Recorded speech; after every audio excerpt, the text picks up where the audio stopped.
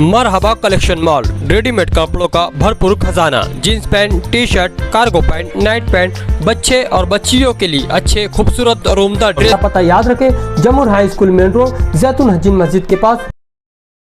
आज CSF paramilitary forces के साथ नासिक पुलिस ने मालेगांव के विभिन्न रास्तों से एक रूट मार्च का प्रोसेशन निकाला है। इस रूट मार्च को आगामी सन उत्सव को ध्यान में रखते हुए निकाला गया है। आने वाले सभी आगामी सन उत्सव के लिए मैं मालेगांव के लोगों को अपील करना चाहता हूं कि वो जोश और उत्साह से मनाएं, पर अपने साजो सामान का, अपने 2 व्हीलर 4 व्हीलर का ध्यान रखें ताकि किसी प्रकार का ट्रैफिक जाम, लोगों की खरीदी बिक्री में किसी भी तरह की बाधा ना आए।